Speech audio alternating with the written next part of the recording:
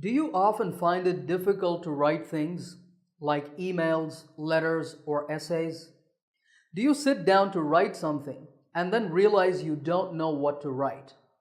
If your answer is yes, then this lesson will help you to overcome exactly these problems because I'm going to teach you a very simple trick that you can use to write anything easily, quickly, and effectively. This is a process used by the best writers in the world, and it's called the power writing method. You can use it to write emails for work, essays for your English exam. You can use it for letters, business reports, blog posts, stories, basically anything that you need to write. But you might be asking, why is it called power writing? Well, power refers to the 5 stages of the writing process: prepare, organize, write, evaluate, and review. This is the order you will follow, and it will allow you to write without getting stuck by focusing on one task at a time. So let's start with the first stage, prepare. Before you write anything at all, you must prepare for it. This is because the reason we often struggle to write is that we don't have enough ideas when we put pen to paper. So the most important task of writing is to come up with good points before you write. So this is the very first stage. Before you write a single sentence, you're going to collect ideas. And here's how you do it. You take your paper and pen, or you can do this on your computer if you wish, and you note down anything that comes to mind. Don't criticize your ideas. Don't leave out or discard anything. Whatever you get, write it down. Don't worry about organizing your ideas. We'll do that in the next stage. Also, don't worry about grammar, spelling, or punctuation. Remember, we just want ideas, so if there are mistakes, no problem. And keep doing this until you have no more ideas. As an interesting note, this process of coming up with ideas is called brainstorming. Okay, let's look at an example of how to do this. Let's say you're in an English exam and you have to write an email of complaint. Here's your task. You recently purchased an item online, but you are not happy with it. Write an email of complaint to the manager of the shopping website. Say what you bought, why you are not happy with it, and what action you expect them to take. So let's start by collecting some ideas for this. So what kinds of things can we buy online? We can buy clothes, we can buy computers, phones, books, and so on. Let's think of some more specific ideas. I like computers, so let's talk about them. You can buy a laptop. Actually, you can also buy computer parts like a monitor, a mouse, or a keyboard. For this task, I'm going to go with a mouse because it's easy. Now, if I bought a mouse, what problems might I have with it? I think the most common one that people face is with one of the two buttons. Let's pick the right-click button, but you can also have trouble with the scroll wheel. That's the wheel in the middle. So I bought a mouse, and maybe just 2 days later, the right-click button started having problems. But I'm going to say that now it's been a week and the button has just stopped working. Now you can see that I'm just using my imagination here.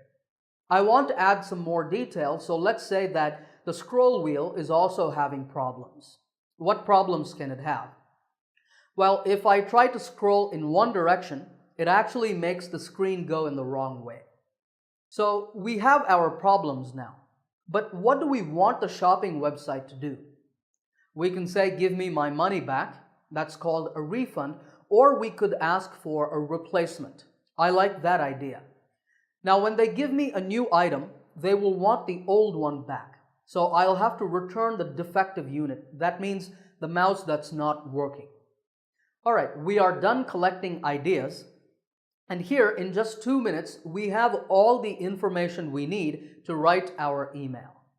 Notice that as I was brainstorming, I came up with lots of ideas. I collected everything that came to mind without leaving anything out. And then I expanded on the important ideas. It can be very helpful to talk out loud during this stage, like I was doing. Try to have an imaginary conversation, and you will find it easier to generate ideas.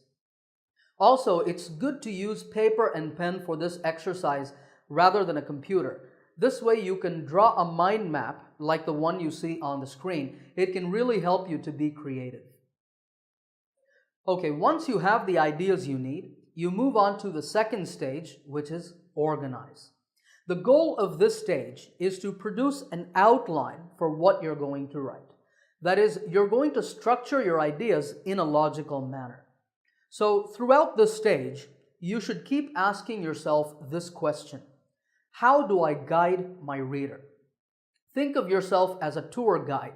Imagine that you're taking your reader through a tour of a great place. That great place is your writing. So what should the reader read first? What should he or she read next? And what should your reader read last? So in this stage, the first thing you do is go to the ideas you've collected and select the best ones. After that, you take those ideas and arrange them in the most logical sequence. So here, we're back with our ideas for the complaint email.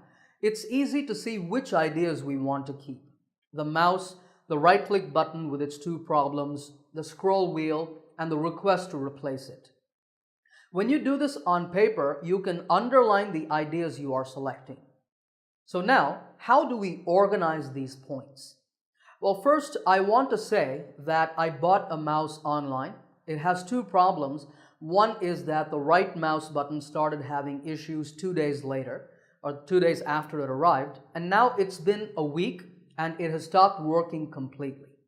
Then I'd like to mention the scroll wheel. It's making the screen go in the wrong direction. And finally, I want the company to replace the mouse and I can return the defective one. This is the outline we're going to follow for this email. A good outline should have all the ideas that you need, and it should be well organized. I think this is a pretty good outline. So with this, we move on to stage 3, write. This is where you're actually going to put pen to paper. That is, you're going to take the ideas in your outline and write full sentences for them. Treat this as only your first draft.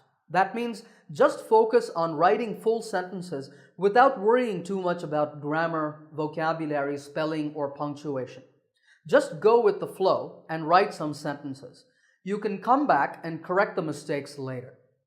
Now, if you're writing in an exam, then you need to try to write correct sentences in your first draft because you don't have time. But in all other situations, leave the corrections for later. Sometimes, as you're writing, you might think of some additional ideas to include, or you might want to remove something or move ideas around. That's okay. It's a natural part of the process. All right, let's go back to our outline and write some full sentences. So here I have the outline that we created. I've added a few words here and there to make it easy to understand. The first point I want to mention is my purpose for writing. So I can take this idea and put it in a sentence like this. I am writing to complain about a computer mouse I purchased recently from your webpage. There are some mistakes in this sentence, but that's on purpose. Don't worry about them for now. Okay, so just like this, we need to take all of the other ideas and put them in sentences. I'm going to show you my first draft in a moment, but I want you to think about how you would write sentences for these ideas. Pause the video, think about it, then play the video again and check. All right, here it is. You might notice that there are errors in grammar, spelling, and punctuation, and there are also some poor word choices. That's okay. We can come back to them. Remember that we are only trying to produce a first draft here. But you can already see that our email is coming together nicely. And now that we have a draft, we move on to the next stage, evaluate. This is the stage where you check your work. This is also called proofreading. There are 4 things you need to look at: vocabulary, grammar, spelling, and punctuation. First, you check if you have used the right words to express your ideas. Then you check to see if there are any grammatical mistakes you need to correct. After that, you check if you have spelled all the words correctly. And finally, you look at your punctuation, that is, periods, commas, question marks, etc., and make any corrections that are necessary. Alright, we're back to our first draft. Before I make any corrections to this, I want you to try doing that. There are a total of 8 errors in this email. 2 in vocabulary, 2 in grammar, 2 in spelling, and 2 errors in punctuation. Stop the video, try to correct them, then play the video again and check. Okay, let's talk about vocabulary and word choice first. In the first line, I've said web page. This should be website, because a web page is just an individual page. The company is the website. And in the very last line, I've said delivery guy. This sounds a little casual. And also the person delivering the replacement might be female. So it's more professional to say delivery person. These are the changes that I made in word choice. Let's talk about grammar. Notice I've written the scroll wheel have started. Scroll wheel is a singular noun, so it should be has. And where we make the request for the replacement, it says if you could send. It should be send. Let's move on to spelling. The first error is writing. It has an extra T. And the second is immediately, which is missing the E. And finally, let's look at punctuation. The first error is that there is a period or full stop missing after completely. And then after I would appreciate it, there is a comma which should not be there. How many of these errors did you identify? Let me know in the comments. Now, as I was reading this draft, I realized that in a real email, you would give details of your order. So I quickly came up with some imaginary order details and put them at the end before the closing. And I also thought it would be useful to say, see order details below in parentheses or round brackets right at the beginning. So here we have our final draft, and it looks pretty good to me. So now we move on to the final stage, review. Okay, by now, you will have a pretty good piece of writing that is almost ready to go out into the world. But before that, it's always a good idea to go over it one final time to make sure that it reads well. You do this to check that what you have written has the intended effect on the reader, that is, the effect that you want. If you're in an exam situation or you're writing a quick email at work, all you need to do is just give it a read before you hand in your paper or hit the send button. But if you have time, or if you're writing something longer like a report or a story, then the best practice is to not review it immediately. This is because after you finish writing, your mind will still be full of the same ideas. Instead, you should leave it and come back to it the next day, or at least after a few hours. This way, you will look at it with a fresh pair of eyes, and it will be easier to notice any last-minute corrections that you need to make. When you review, it's good to read it out loud and not just silently in your head, so you can check if your writing sounds natural. And finally, if you can, ask someone else to read it and give you their feedback. Just don't do this in an exam.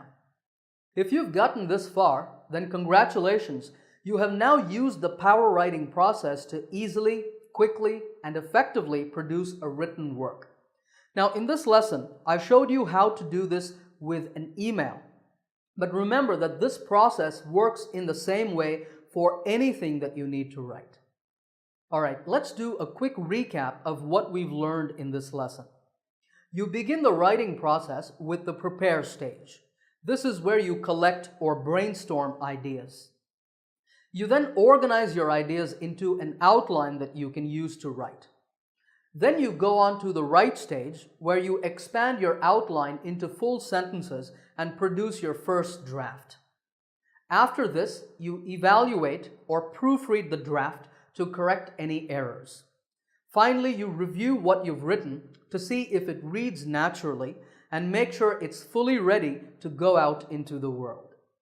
Once you get good at applying the power writing process, you will find that writing anything is easier, more systematic, and more enjoyable than ever before. Alright, if you liked this video, give it a thumbs up by hitting the like button. If you're new to my channel, make sure to subscribe by clicking the subscribe button to get my latest lessons right here on YouTube. Happy learning, and I will see you in another lesson soon.